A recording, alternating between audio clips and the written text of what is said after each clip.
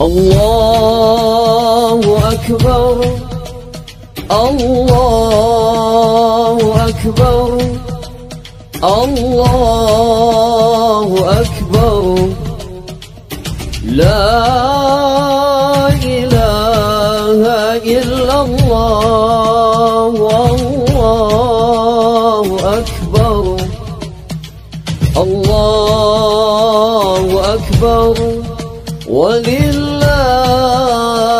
الحمد.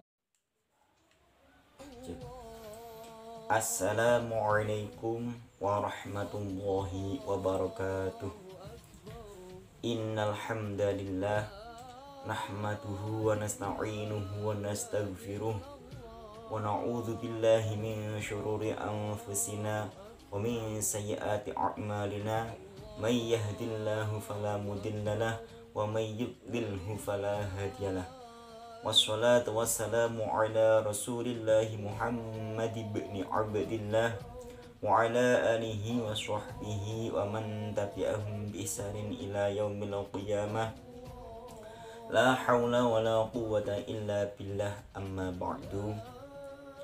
Yang terhormat Ibunda Hajjah Adibatus Syarifah MSI selaku Kepala Madrasah Sanawiyah Negeri Blora, yang terhormat pula Bapak Haji Nanzori SH selaku Kepala Urusan Tata Usaha MTS Negeri Blora, yang terhormat kepada segenap jajaran Wakil Kepala Madrasah Sanawiyah Negeri Blora, yang terhormat kepada seluruh Bapak, Ibu guru, karyawan dan pegawai Madrasah Sanawiyah Negeri Blora, dan tidak lupa kepada seluruh siswa-siswi mulai dari kelas 7, kelas 8 dan kelas 9 Madrasah Sanawiyah Negeri Blora yang saya cintai dan saya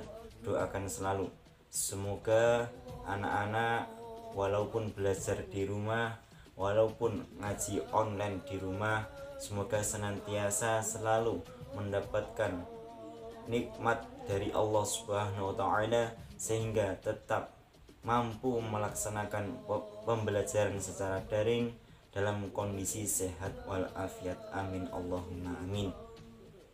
Pertama-tama marilah kita senantiasa memanjatkan puja dan puji syukur kehadirat Allah Subhanahu wa taala, karena walaupun kondisi masih pandemi COVID-19, ternyata Allah memberi kesempatan terhadap kita semua bisa menjumpai hari raya Idul Adha yang merupakan hari besar Islam selain juga hari Idul Fitri.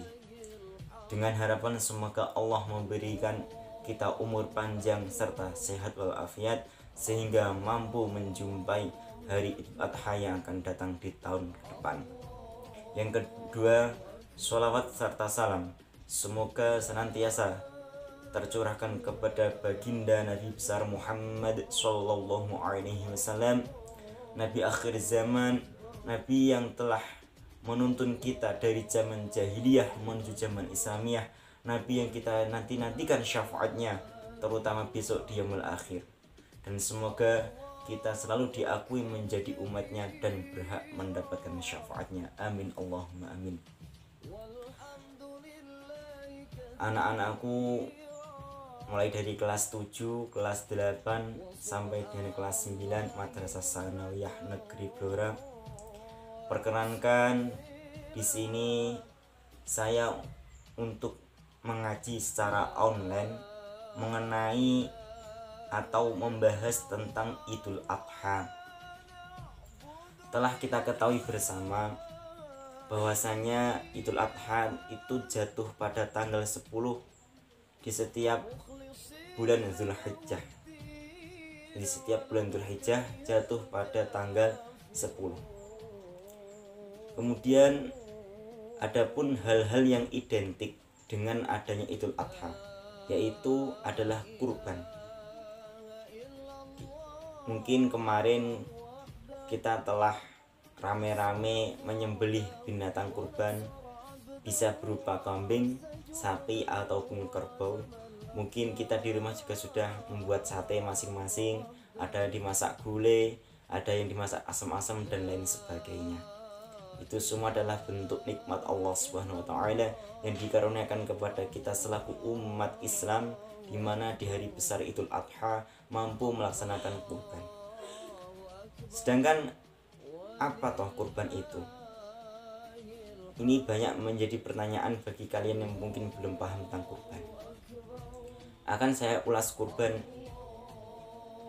walaupun tidak selengkap mungkin, tapi setidaknya mampu memberi pengertian terhadap apa itu kurban.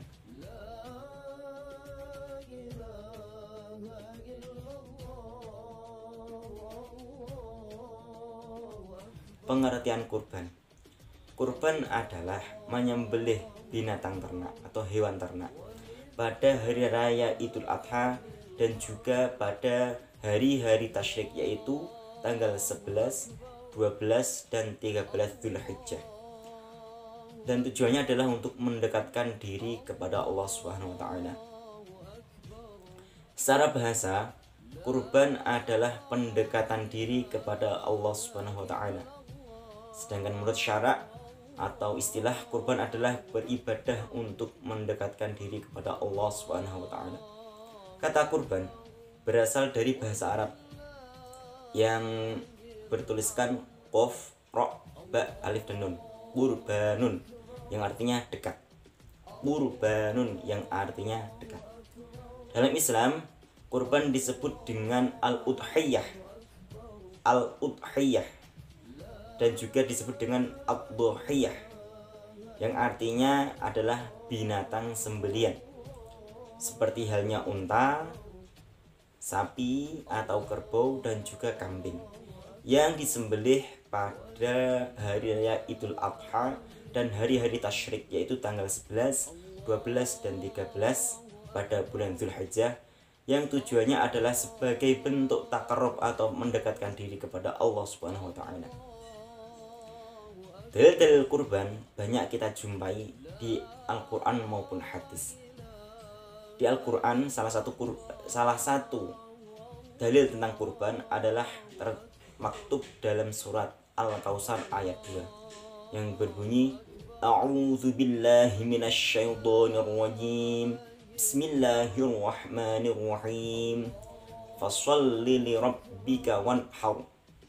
Mungkin banyak dari kalian yang sudah hafal surat Al-Kautsar.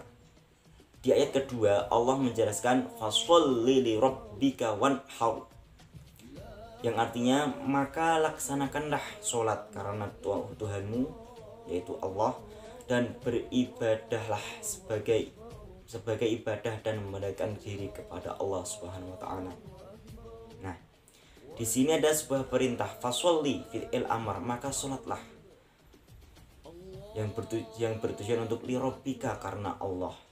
Wanhar juga fi'il amr, yaitu sebuah perintah, maka berkurbanlah. Sehingga hukum berkurban merupakan perintah yang menjadi sunnah bagi umat Nabi Muhammad SAW. Namun bisa juga menjadi wajib jika kurban ini diniatkan untuk bernazar. Contoh, ada seseorang yang berkata, pokoknya sok nek aku jadi wong sugih, aku ape kurban sapi.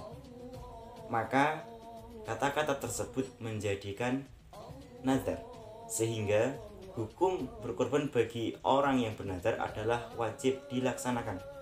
Dan juga bagi orang yang bernazar untuk melaksanakan kurban, maka dilarang memakan daging kurban tersebut. Nah, ini adalah sebagian contoh atau sebagian dalil di Al-Quran yang menjelaskan mengenai perintah berkurban. Kemudian ada pula hadis dari yang diriwayatkan oleh Imam Tirmidzi, disebutkan Rasulullah bersabda, ma amila adamiyun min amalin yauman nahri ahabba ilallahi min ihraqid dam. Ini hadis diriwayatkan oleh Imam Tirmidzi dari Abu Hurairah, yang artinya tidaklah anak Adam melakukan suatu amalan pada hari Nahar atau Idul Adha yang lebih dicintai Allah Subhanahu wa taala melebihi mengalirkan darah. Mengalirkan darah di sini yaitu artinya berkurban, sehingga amal terbaik di hari Nahar atau tanggal 10 Zulhijjah atau juga Idul Adha adalah berkurban. Setelah kita pelajari mengenai pengertian kurban, kemudian juga dalil-dalil perintah untuk berkurban mulai dari Al-Quran maupun hadis, maka alangkah baiknya kita juga menelisik sejarah atau asal-usul mengenai kurban. Kurban juga memiliki sejarah yang sangat panjang. Kurban berawalkan dari sejarah Nabi Ibrahim alaihissalam. Sejarah ini diabadikan di Al-Quran dan termaktub pada surat As-Saffat ayat 99 sampai dengan ayat 105 yang berbunyikan A'udzu billahi minasyaitonir rajim. Bismillahirrahmanirrahim. Wa qala inni dhahibun ila rabbi sayahdin. Rabbi habni minas sholihin. Fabashsharnahu bighulamin halim. فلما بلغ معه السعي قال يا بني إني أرى في المنام أني أذبحك فانظر ماذا ترى قال يا أبت افعل ما تؤمر ستجدني إن شاء الله من الصابرين فلما أسلما وتله للجبين وناديناه أن يا إبراهيم قد صدقت الرؤيا إنا كذلك نجزي المحسنين Sadaqallahul azim wa balagha rasuluhul karim wa nahnu ala dzalika minasyahidin. Mari kita maknai ayat per ayat dari ayat 99 surat As-Saffat sampai dengan ayat 105. Ini ada di tafsir Jalalain dan juga tafsir-tafsir lainnya. Juga bisa kita lihat di mungkin Al-Qur'an terjemah juga ada. Ayat 99 di situ ada ayat waqula inni dzahibun ila rabbi sayahdin, yang artinya dan dia Ibrahim berkata, sesungguhnya aku harus pergi menghadap kepada Tuhanku, dia akan memberi petunjuk kepadaku. Nabi Ibrahim di sini diriwayatkan ketika itu beliau pergi ke Syam, ya, pergi ke Syam untuk berdoa di Baitul Muqaddas atau Masjidil Aqsa. Di situ Nabi Ibrahim berdoa, Rabbi habli minas sholihin, di ayat selanjutnya yaitu ayat 100. Rabbi habli minas sholihin, wahai Tuhanku, berilah aku keturunan yang sholih. Nah, setelah Nabi Ibrahim berdoa Rabbi habli minas sholihin, maka tidak lama kemudian selang beberapa waktu Allah mengkabulkan dengan ayat fabasysyarnahu bighulamin halim, maka kami beri kabar gembira kepadanya dengan kelahiran seorang anak yang sangat sabar, yaitu Ismail. Nah, kita tahu bahwasanya Nabi Ibrahim sejak menjadi nabi, yaitu ketika umur 40 tahun, beliau belum juga dikaruniai seorang anak sampai dengan usia yaitu 80 tahun. Nah, Sejarah singkat sebelumnya. Sejarah singkat pada awalnya Nabi Ibrahim itu disebut Khalilullah atau kekasih Allah karena beliau mempunyai sifat yang sangat dermawan. Sehingga sifat dermawannya itu sampai-sampai pernah berkorban, yaitu 1000 domba, 300 sapi dan 100 unta. Nah, saking lomone, saking dermawannya, sehingga hal tersebut membuat takjub semua makhluk Allah, mulai dari malaikat dan juga manusia. Takjub dengan kedermawanan seorang Nabiullah Nabi Ibrahim. Kemudian ada seseorang yang berkata kepada Nabi Ibrahim, "Wahai Ibrahim, mengapa engkau begitu dermawan sekali sehingga berkorban sebanyak ini?" Yaitu 1000 domba, 300 sapi dan 100 unta. Kemudian Nabi Ibrahim menjawab, "Laisa hadza min indi." Tidaklah semua ini itu milikku. Hadza min Allah. Semua ini milik Allah. Semua ini milik Allah. Terus wallahi, sampai bersumpah, demi Allah, jika saya mempunyai anak laki-laki dan diminta Allah untuk berkorban, maka saya akan menyembelihnya. Nabiullah Ibrahim berkata seperti itu atau bernadar seperti itu sekitar umur 40 tahun. Kemudian belum juga mempunyai keturunan sampai 80 tahun. Kemudian pindah ke Syam, berdoa di Baitul Muqaddas, dan Allah mengkaruniainya seorang anak yang sangat sabar, yaitu Ismail. Dan di situ Nabiullah Ibrahim berusia 80 tahun sampai Nabiullah Ismail lahir. Kemudian setelah Nabi Ismail lahir, diboyonglah Nabi Ismail dan juga ibunya yaitu Siti Hajar ke Mekah. Kemudian setelah di Mekah, Nabiullah Ibrahim ditagih oleh Allah janjinya, yaitu pernah berjanji, jika memiliki seorang anak laki-laki maka saya akan menyembelihnya untuk berkorban terhadap Allah Subhanahu wa taala. Namun apa? Ibrahim telah lupa dengan janjinya. Kemudian Nabiullah Ibrahim bermimpi. Mimpi ini datangnya dari Allah pada malam tanggal 8. Pada malam tanggal 8, Nabi Ibrahim bermimpi didatangi atau mendapatkan suara yang di situ Aufi binadrik, seperti itu. Aufi binadrik. Wahai Ibrahim, Aufi. Aufi itu artinya wahai Ibrahim, Aufi. Nuhonono cara Jawa nih. Cara Indonesia nih, Aufi itu kerjakanlah binadrik apa yang menjadi nadarmu. Nah, kemudian Nabiullah Ibrahim setelah mendengar Aufi binadrik, beliau bangun.